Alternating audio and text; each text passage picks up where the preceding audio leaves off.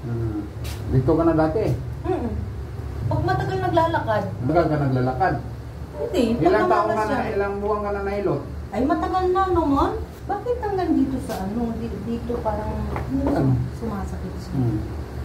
Parang naniligas yung... Tingnan mo. O, pag yan ang spinal mo, na-dislocate na naman, sasakit yan. Ay, dalawa na silang masakit yan. Dalawa, oo. Dalawang spinal na dislocate yan. Mamuhat ka naman mabigat.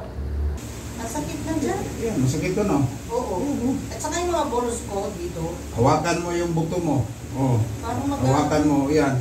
O yan, dislocate yan. Dislocate na naman. Bakit dalawa na sila? Dalawa, kaya dalawang ma-dislocate. O, 1, 2. O. Konektado pa na yun sa baba? Konektado, sciatica to eh. Ayan yan, masakit. O, sciatica yan.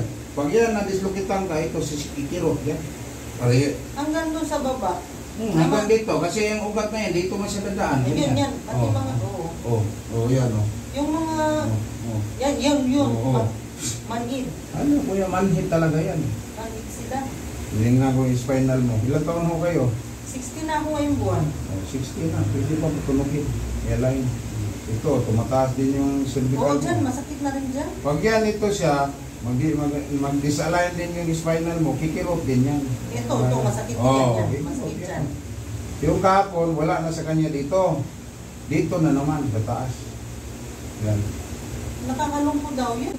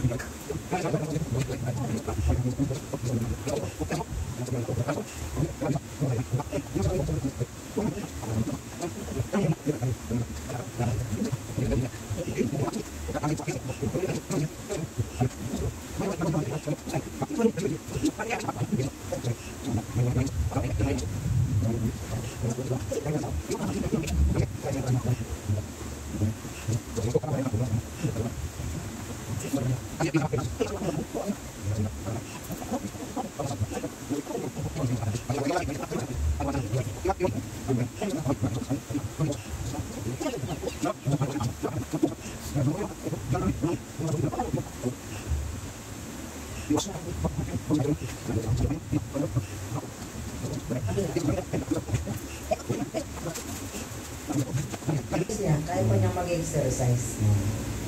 Tuhod masakit sa kanya. Hindi ba Tuhod masakit sa'yo. sa kanya? Na-exercise naman yun. Lalakad yun, hindi tumulong. Ay, hindi. Kasi wala mo siyang problema dyan. Ang sakit dito ko eh. Oh, ito yung tumunog. Ito ang